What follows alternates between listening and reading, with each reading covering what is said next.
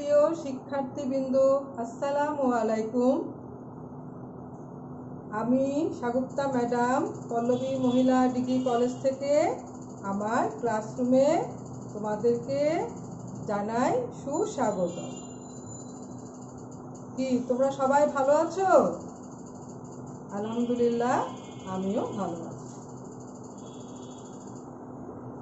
আমরা আজকে সমাজবিজ্ঞান প্রথম পত্র অধ্যায় প্রথম নিয়ে আলোচনা করব। নিশ্চয়ই তোমাদের গত ক্লাসে যে বিষয়গুলো আমরা আলোচনা করেছিলাম তোমরা বাসায় পড়েছো এবং তোমাদের সকলে অবশ্যই মনে আছে, তাই না? তো আসলে কি আমরা একটু দেখে নেই যে আমরা গত ক্লাসে কি আলোচনা করেছিলাম। আমরা গত ক্লাসে আলোচনা করেছিলাম সমাজবিজ্ঞান প্রথম পত্রের প্রথম অধ্যায়ে সমাজবিজ্ঞানের সংজ্ঞা, তাই না? আর হচ্ছে সমাজবিজ্ঞানের প্রকৃতি। সমাজবিজ্ঞান বলতে আমরা কি বুঝি এটা আমরা আবার একটু আলোচনা করি। বিভিন্ন সংজ্ঞার আলোকে বা সাধারণভাবে আমরা দেখি যে সমাজবিজ্ঞান হচ্ছে সমাজের বিজ্ঞান ভিত্তিক পাঠ, তাই না? সমাজবিজ্ঞান সমাজের সামাজিক সম্পর্ক নিয়ে আলোচনা করে। তোমাদের নিশ্চয়ই সবার মনে আছে যে সমাজবিজ্ঞান শব্দটির জনক কে? সমাজবিজ্ঞান শব্দটির জনক হচ্ছে ফরাসি দার্শনিক অগাস্ট কোট। কত সালে তিনি শব্দটি উদ্ভাবন করেন বা জ্ঞানের জগতে এই শব্দটি আসে? 1839 সালে তার হাত ধরে। আর সমাজবিজ্ঞান শব্দটি কোন কোন শব্দের সমন্বয়ে গঠিত হয়েছে কি তোমাদের মনে আছে? দুটো শব্দের সমন্বয়, তাই না? ল্যাটিন এবং গ্রিক। ল্যাটিন সোশিয়াস এবং গ্রিক লোগোস। তাহলে সমাজ এবং কি বিজ্ঞান, তাহলে হচ্ছে সমাজ বিজ্ঞান হচ্ছে সমাজ সম্পর্কে বিজ্ঞান ভিত্তিক পাঠ। আমরা গত ক্লাসে আলোচনা করেছিলাম সমাজবিজ্ঞানীদের সনাতন সংজ্ঞা নিয়ে। আজকে আমি আলোচনা করব প্রথমে সমাজবিজ্ঞানের পরিধি নিয়ে। পরিধি আলোচনা করার আগে আমি তোমাদের সাথে আলোচনা করব আধুনিক কিছু সমাজবিজ্ঞানীদের সংজ্ঞা নিয়ে। আধুনিক সংজ্ঞা নিয়ে। তাহলে আধুনিক সমাজবিজ্ঞানীদের মধ্যে ক্যালিফোর্নিয়া বিশ্ববিদ্যালয়ের অধ্যাপক সমাজবিজ্ঞানী নীল জে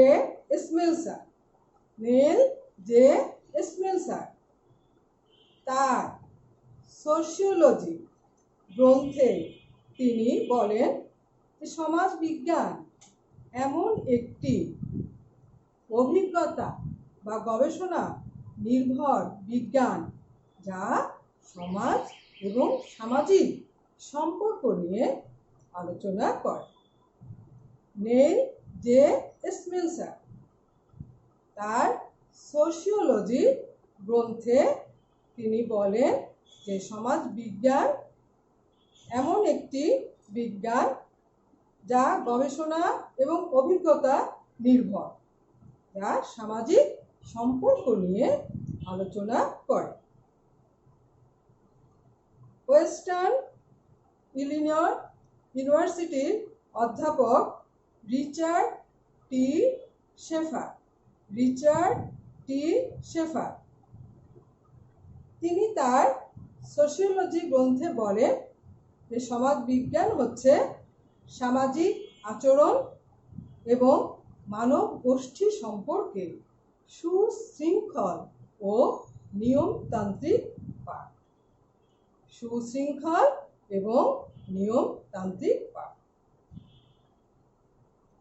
সমাজবিজ্ঞানী রবার্ট শ তার সোশিওলজি গ্রন্থে বলেন যে সমাজ বিজ্ঞান হচ্ছে সামাজিক আচরণ এবং মানব সমাজ সম্পর্কে বৈজ্ঞানিক অধ্যয়ন। রবার্টসন তার সোশিওলজি গ্রন্থে বলেন যে সমাজ বিজ্ঞান হচ্ছে সমাজ অর্থাৎ সামাজিক আচরণ এবং মানব সমাজ সম্পর্কে বৈজ্ঞানিক অধ্যয়ন। তাহলে দেখো যে আমরা আজকে আধুনিক সমাজবিজ্ঞানীদের কিছু সংজ্ঞা তোমাদের সামনে তুলে ধরলাম। আজকে এর পরবর্তীতে আমি তোমাদের সাথে কি আলোচনা করব? সমাজবিজ্ঞানের পরিধি নিয়ে।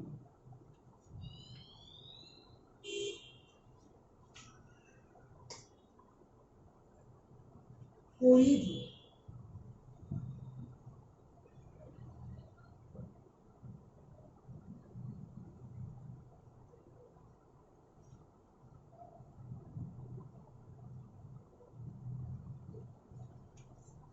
পরিধি আলোচনা করার আগে আমি তোমাদেরকে আধুনিক সমাজবিজ্ঞানীদের নামগুলো লিখে দিই।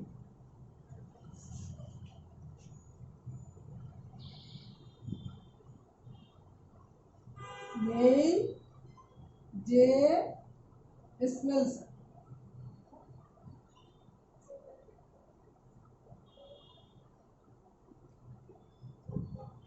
দুই রিচার্ড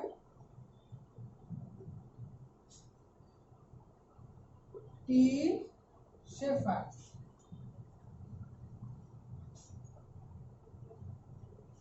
তিন রবার্ট শ।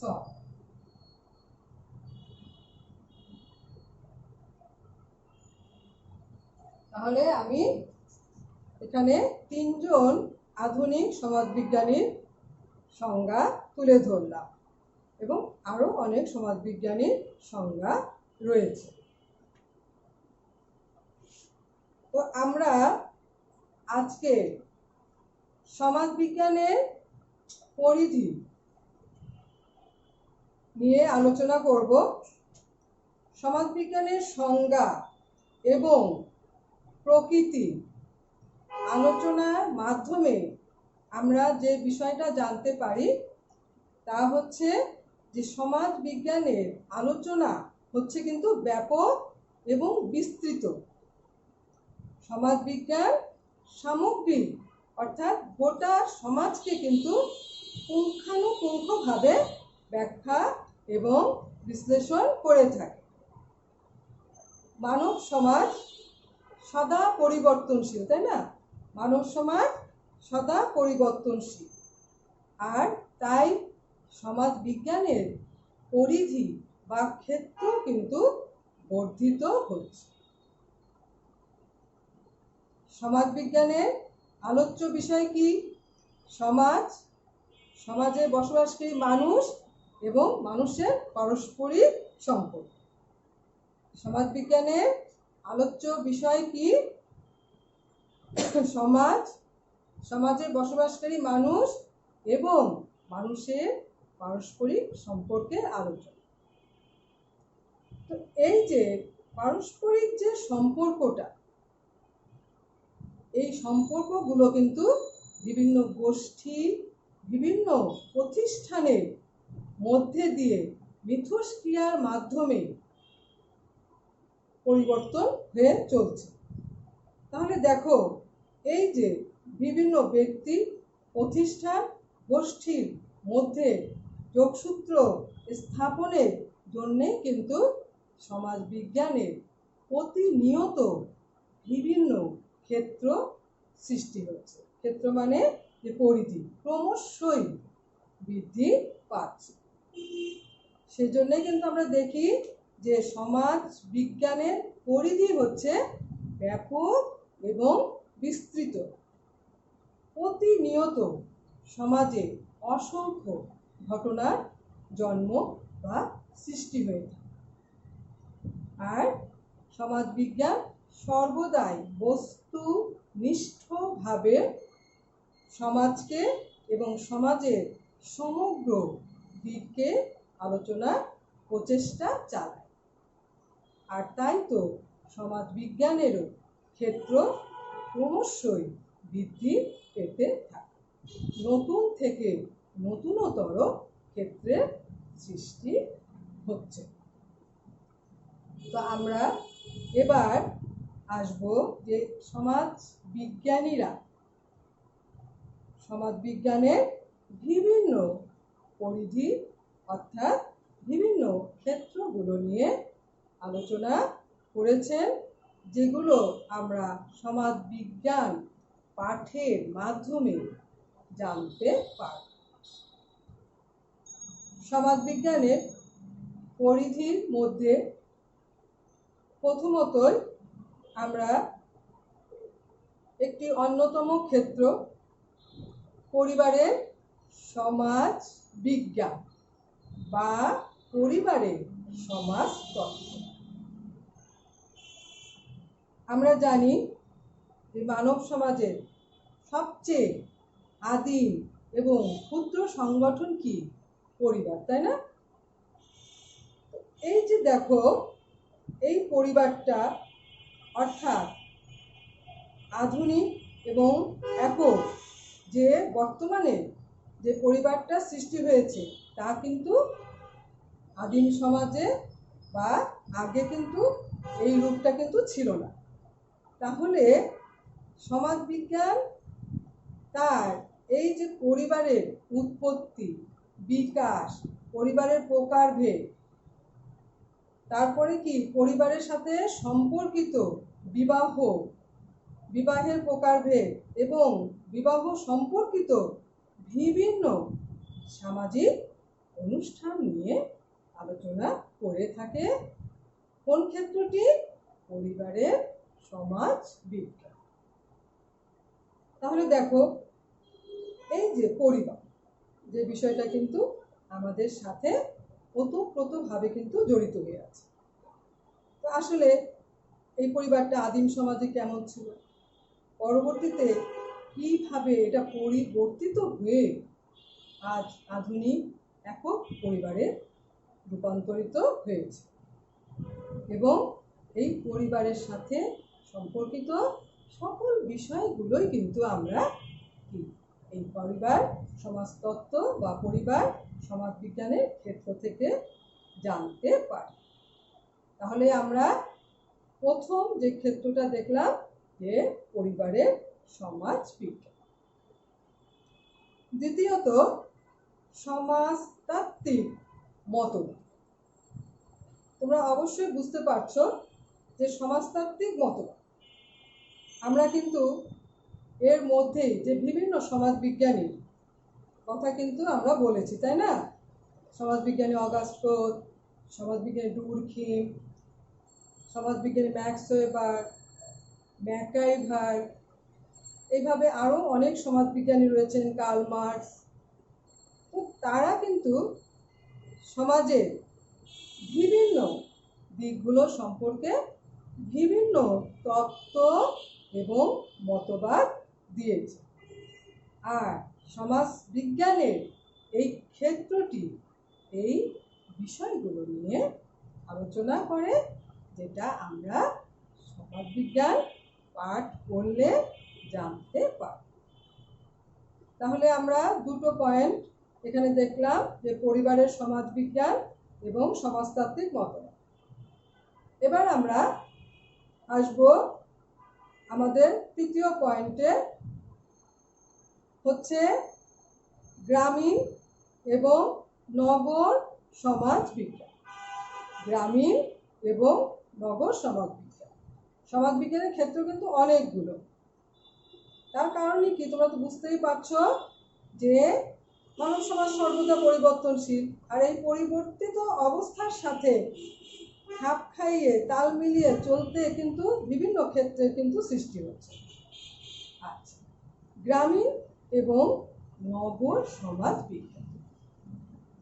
গ্রামীণ এবং নগর সমাজ বিজ্ঞান অর্থাৎ গ্রামীণ সমাজ বিজ্ঞান আমাদের যে ৭৬% মানুষ গ্রামে বসবাস করে, এই গ্রামীণ মানুষের জীবনযাত্রা, তাদের চলাফেরা, তাদের আচার অনুষ্ঠান, তাদের ঐতিহ্য প্রভৃতি নিয়ে গ্রামীণ সমাজবিজ্ঞান আলোচনা করে থাকে।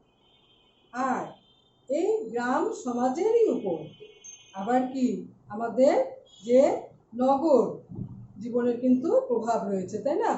শিল্পায়নের ফলে কিন্তু এই নগর জীবনের প্রভাবটাই কিন্তু আবার গ্রামীণ জীবনের উপরে পড়ে। তাহলে আমরা দেখি যে নগর জীবনের প্রভাবটা গ্রামীণ জীবনের উপরে কি প্রভাব ফেলছে, সেটাও কিন্তু আমরা সমাজবিজ্ঞান থেকে জানতে পারি। ঠিক এইভাবেই যেমন গ্রামীণ সমাজবিজ্ঞান একদিকে গ্রামীণ জীবন নিয়ে আলোচনা করছে, ঠিক তেমনি নগর সমাজবিজ্ঞান নগরিক অর্থাৎ যে আমাদের নগর যে জীবন, সেই জীবনটা নিয়ে আলোচনা করে। অর্থাৎ আমাদের নগর জীবনের যে ঐতিহ্য, যে আচার অনুষ্ঠান, যে শিক্ষা ব্যবস্থা, যে প্রশাসনিক ব্যবস্থা, যে বিভিন্ন বিষয়গুলো রয়েছে, সেই বিষয়গুলো নিয়ে নগর সমাজবিজ্ঞান আলোচনা করে থাকে। তাহলে আমরা গ্রামীণ এবং নগর সমাজবিজ্ঞানের আরেকটি অন্যতম উল্লেখযোগ্য ক্ষেত্র। এবার আমরা আরেকটি ক্ষেত্র কথা উল্লেখ করব, সেটা হচ্ছে কি জনবিজ্ঞান, অর্থাৎ জনসংখ্যা কাঠামো, তার ধরন, স্থান কাল ভেদে এই জনসংখ্যার আকারটা কিরূপ হয়, এবং যে একটা মাইগ্রেশন অর্থাৎ স্থানান্তর গমন, এই মাইগ্রেশনের ফলে এক জায়গার জনসংখ্যা আরেক জায়গায় স্থানান্তরিত হওয়ার ফলে কি রূপ নেয়। তো আমরা এই জনসংখ্যা কাঠামো থেকে অর্থাৎ জনবিজ্ঞান থেকে আমরা জনসংখ্যা কাঠামো দিকটাও আমরা জানতে পারি। তাহলে আমি যে 5টা পয়েন্ট পড়ালাম এখানে আমি তোমাদেরকে লিখে দেই।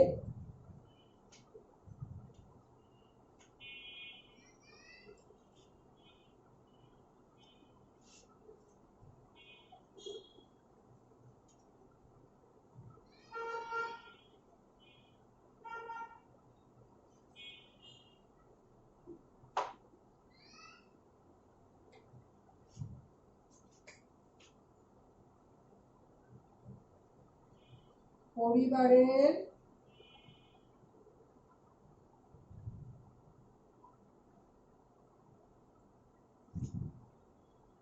সমাজ বিজ্ঞান, 2 সমাজ তাত্ত্বিক মতবাদ, 3 জনবিজ্ঞান,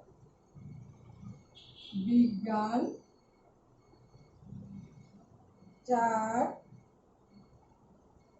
গ্রামীণ ও নগর সমাজ বিজ্ঞান। এবার আমরা 5 আলোচনা করব ধর্মের সমাজ তত্ত্ব। তোমরা দেখো পরিবারের সমাজবিজ্ঞান, সমাজতাত্ত্বিক মতবাদ জনবিজ্ঞান, গ্রামীণ ও নগর সমাজবিজ্ঞান, ধর্মের সমাজতত্ত্ব। আমি এখন এই যে ধর্ম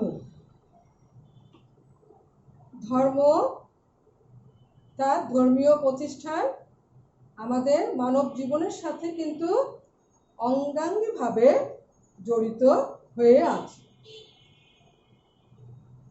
মানব সমাজে ধর্ম এবং ধর্মীয় প্রতিষ্ঠান কিভাবে উৎপত্তি হয়েছে এবং মানুষের মনে ধর্ম কিভাবে জায়গা করে নিয়েছে, ধর্ম কিভাবে সমাজকে নিয়ন্ত্রণ করে, মানুষকে নিয়ন্ত্রণ করে, সুশৃঙ্খল এবং সৎ পথে পরিচালিত করে।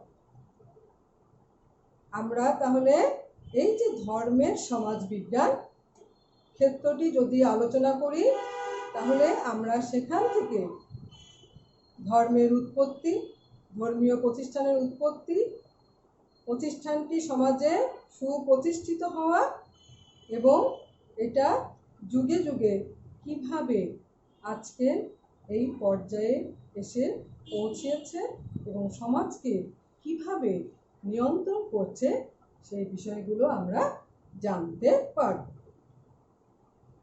ধর্মের সমাজবিজ্ঞান, তাই না?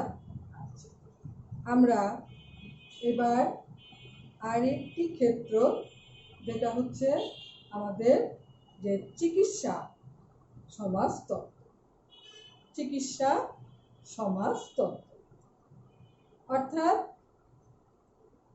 চিকিৎসা যুগে যুগে আমাদের সমাজে আমরা সর্বদা দেখি যে বিভিন্ন রোগের সৃষ্টি এবং তার প্রতিকার, তার প্রতিরোধ এবং বিভিন্ন যে চিকিৎসা ব্যবস্থা, ভেষজ, লোকজ, যে আধুনিক যে বিভিন্ন যে চিকিৎসা ব্যবস্থাগুলো রয়েছে,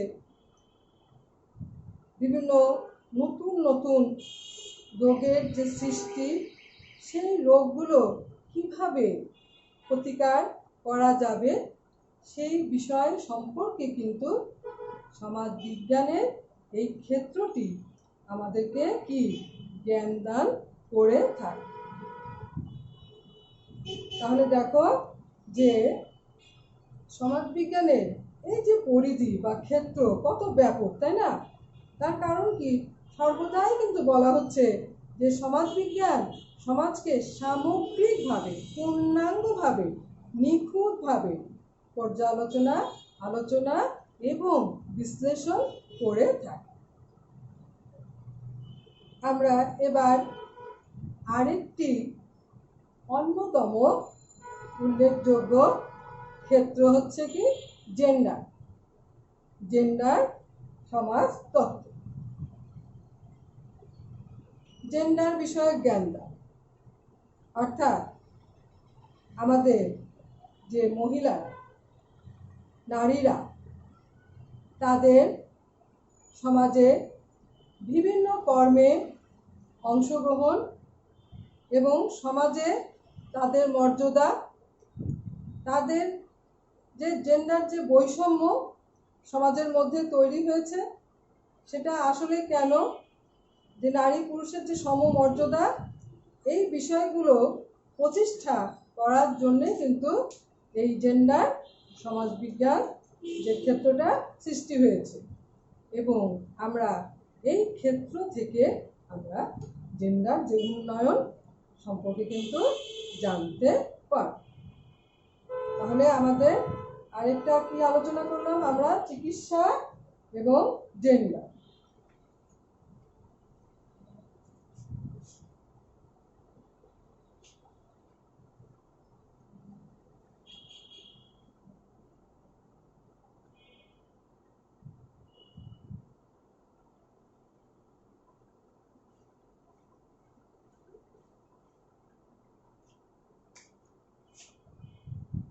চিকিৎসা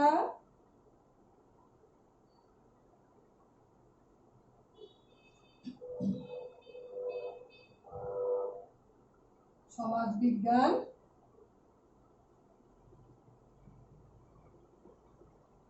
7 জেন্ডার সমাজতত্ত্ব বা জেন্ডার উন্নয়ন।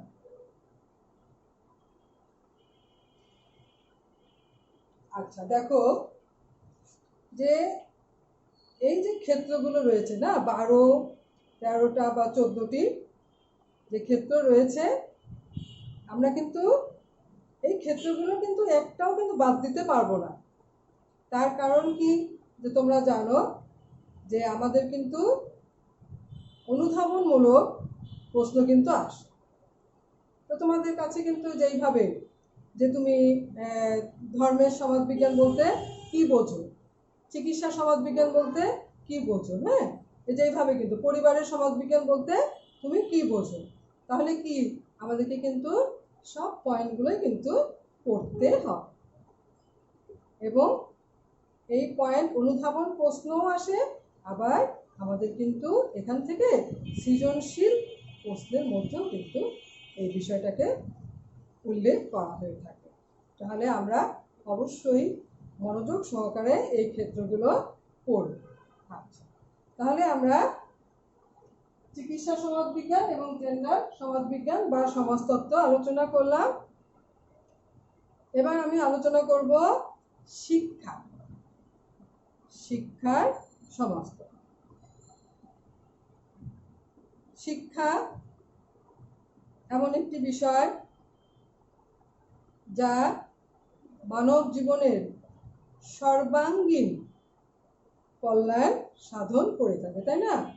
শিক্ষা এমন একটি মাধ্যম, শিক্ষা মানুষকে সদা জাগ্রত, শ্রেণী সচেতন, আত্মসচেতন করে তোলে। তো এই যে শিক্ষার যে সমাজবিজ্ঞান, এই ক্ষেত্রটি হচ্ছে শিক্ষার সঙ্গে বিভিন্ন সামাজিক শ্রেণীর সম্পর্ক, বিভিন্ন বিদ্যালয়ের সম্পর্ক নিয়ে আলোচনা করা হয়।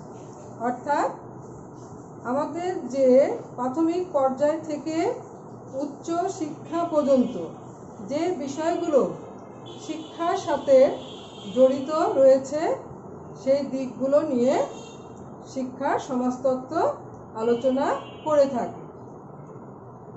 আমরা কিন্তু জানি যে আমাদের একটা পাঠ্যসূচি অর্থাৎ সিলেবাস রয়েছে।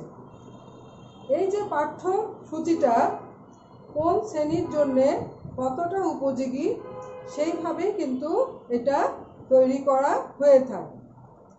তাহলে দেখো যে এই যে বিভিন্ন যে পাঠ্যসূচি, যে সিলেবাস যে আমরা দেখি, এই সমস্ত বিষয়গুলো কিন্তু শিক্ষার সাথে জড়িত হয়ে আছে। এবং বিভিন্ন সময়ে যে বিভিন্ন ধরনের শিক্ষা যে ব্যবস্থা যে চালু হয়েছে, সেটাও কিন্তু যুগোপযোগী ব্যবস্থা। এবং শিক্ষার যে সমাজবিজ্ঞান ক্ষেত্র, এই বিষয়গুলো নিয়ে আলোচনা করে থাকে। তাহলে শিক্ষা সমাজবিজ্ঞান।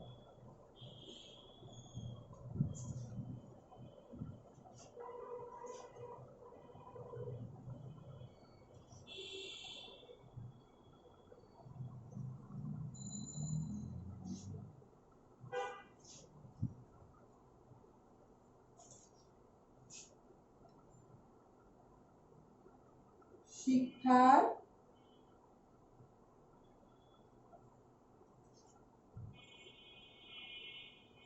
সমাজবিজ্ঞান। আমরা আরেকটি ক্ষেত্র নিয়ে আলোচনা করব, সেটা হচ্ছে সামাজিক মনোবিজ্ঞান। সামাজিক মনোবিজ্ঞান 10 হচ্ছে সামাজিক পরিবেশ, পরিবেশের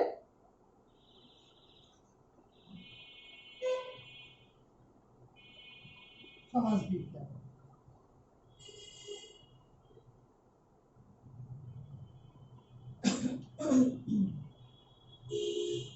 আচ্ছা, সামাজিক মনোবিজ্ঞান। মনোবিজ্ঞান বিষয়টি সম্পর্কে তোমরা কিন্তু অনেকেরই ধারণা আছে যে মনোবিজ্ঞান বিষয়টি হচ্ছে মানুষের আচরণ এবং ব্যক্তিত্ব অর্থাৎ পার্সোনালিটি নিয়ে আলোচনা করে থাকে। সামাজিক মনোবিজ্ঞান অর্থাৎ সমাজ বিজ্ঞান সমাজের মধ্যে একজন ব্যক্তি কি ধরনের আচরণ করে থাকে এবং কি ধরনের আচরণ ব্যক্তির করা উচিত সেই বিষয় সম্পর্কে কিন্তু সমাজবিজ্ঞান আলোচনা করে থাকে। সমাজবিজ্ঞান সামাজিক আচরণের বিজ্ঞান। আমরা কিন্তু জানি যে সমাজবিজ্ঞান হচ্ছে মানুষের ব্যক্তিত্ব এবং সামাজিক আচরণ নিয়ে আলোচনা করে থাকে। তাহলে এই যে সামাজিক মনোবিজ্ঞান বিভিন্ন প্রেক্ষাপটে সমাজের মধ্যে বিভিন্ন ব্যক্তি, বিভিন্ন গোষ্ঠী, বিভিন্ন প্রতিষ্ঠান কি ধরনের আচরণ এবং তার ব্যক্তিত্ব বজায় রাখে এবং কি ভূমিকা সে পালন করে থাকে এই বিষয়গুলো নিয়ে সমাজবিজ্ঞানের এই ক্ষেত্রটি আলোচনা করে থাকে। আচ্ছা, তাহলে দেখো আমরা এবার আলোচনা করব যে পরিবেশের সমাজবিজ্ঞান। পরিবেশের সমাজবিজ্ঞান অর্থাৎ সামাজিক পরিবেশের সমাজবিজ্ঞান। পরিবেশ সমাজের অপর নামই কিন্তু হচ্ছে পরিবেশ। যে পরিবেশে আমরা বসবাস করছি সেটা আমাদের প্রাকৃতিক পরিবেশ এবং সামাজিক পরিবেশ দ্বারা কিন্তু কি আমরা প্রভাবিত, তাই না? যে আমাদের প্রাকৃতিক এবং সামাজিক এই দুটো পরিবেশ দ্বারা কিন্তু আমরা নিয়ন্ত্রিত হচ্ছি। আমাদের এই যে সমাজ জীবন অর্থাৎ মানব জীবনের উপরে পরিবেশ কিন্তু একটা গুরুত্বপূর্ণ প্রভাব ফেলে রেখেছে। কারণ দেখো যে আমাদের চারিপাশে এক ধরনের সামাজিক পরিবেশ রয়েছে। এছাড়াও আমরা সর্বদাই আমাদের যে পরিবেশ দ্বারা আক্রান্ত হচ্ছি, যেমন অতিবৃষ্টি, অনাবৃষ্টি, সমুদ্র সাইক্লোন, ভূমিকম্প, তাই না, বিভিন্ন দুর্যোগ। তো এই ধরনের দেখো যে পরিবেশ, প্রাকৃতিক পরিবেশ দ্বারা কিন্তু আমরা সর্বদাই কিন্তু আক্রান্ত হচ্ছি এবং পরিবেশের এই যে প্রভাব আমাদের সমাজ জীবন এবং মানব জীবনের উপরে কিন্তু প্রভাব ফেলছে। তাহলে পরিবেশের সমাজবিজ্ঞান যে ক্ষেত্রটি, এই ক্ষেত্রটি যদি আমরা আলোচনা করি তাহলে কিন্তু আমরা আমাদের এই বিষয়টা সম্পর্কে কি একটা স্বচ্ছ ধারণা পাব। আর একটি বিষয় যে শিল্প সমাজতত্ত্ব। হ্যাঁ, শিল্প সমাজতত্ত্ব অর্থাৎ আমাদের যে উৎপাদন যে ব্যবস্থা শিল্পায়নের সাথে সম্পর্কিত এবং এই শিল্প ব্যবস্থাটা কি ধরনের আমাদের সমাজের উপরে কি প্রভাব ফেলেছে, শ্রমিক মালিকের কি ধরনের সম্পর্ক, উৎপাদন ক্ষেত্রে তারা কতটুকু অধিকার ভোগ করতে পারছে। তো এইভাবে যে শিল্প বিপ্লবের ফলে যে আমাদের যে শিল্পায়ন যে ব্যবস্থা ত্বরান্বিত হয়েছে এই ক্ষেত্রগুলো আলোচনা করলে আমরা আমাদের শিল্পের দিকটা সম্পর্কে জানতে পারব। আরেকটা হচ্ছে শিল্পকলা, আর কি আমাদের যে বিষয়টা আমাদের দর্পণ স্বরূপ, তাই না, যে শিল্পকলা, যেটার মধ্যে দিয়ে আমরা আমাদের অনেক জ্ঞান অর্জন করতে পারি এবং এই ক্ষেত্র দিয়ে কিন্তু আমাদের সমাজের যে একটা বস্তুগত এবং অবস্তুগত দিক রয়েছে অর্থাৎ সাংস্কৃতিক দুটো দিক কিন্তু রয়েছে, যেটা আমাদের শিল্পকলার মধ্যে দিয়ে ফুটে ওঠে। তো আজকে আমরা এই যে সমাজ বিজ্ঞানের প্রায় কি 14-12টি ক্ষেত্রের মতো বোধহয় আলোচনা করলাম। তো এই ক্ষেত্রগুলো আলোচনার মধ্যে দিয়ে আমরা যে বিষয়টি জানলাম যে সমাজ বিজ্ঞান সামগ্রিক সমাজ নিয়ে আলোচনা করে এবং প্রতিনিয়তই সমাজ বিজ্ঞানে কিন্তু বিভিন্ন ক্ষেত্রের সৃষ্টি হচ্ছে।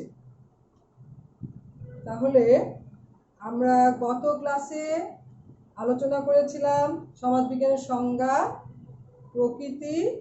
আজকে আমি আলোচনা করলাম পরিধি। তো আমি আমাদের এই আলোচনা শেষের আগে আবারও আমি তোমাদেরকে একটু যে সমাজবিজ্ঞানীদের নামগুলো আবার বলি, যে আমাদের ফরাসি সমাজবিজ্ঞানী অগাস্ট কোত, ফরাসি সমাজবিজ্ঞানী এমিল ডুরখিম, জার্মান সমাজবিজ্ঞানী ম্যাক্স ওয়েবার, আমেরিকান সমাজবিজ্ঞানী ম্যাকাইভার। এইভাবে কিন্তু আমরা বিভিন্ন সমাজবিজ্ঞানীদের নামগুলো ধীরে ধীরে মুখস্থ করতে থাকব। তাহলে আমার কি তোমাদের বাসায় পড়া থাকবে সমাজবিজ্ঞানের সংজ্ঞা, প্রকৃতি এবং পরিধি। এই বিষয়গুলো তোমরা খুব সুন্দর করে বাসায় পড়বে। আমি এর পরবর্তী ক্লাসে সমাজবিজ্ঞানের পাঠের গুরুত্ব নিয়ে আলোচনা করব। তাহলে আজকে আমার এই আলোচনার মধ্যে দিয়ে আমার আলোচনা শেষ করছি। সকলকে ধন্যবাদ জানাই।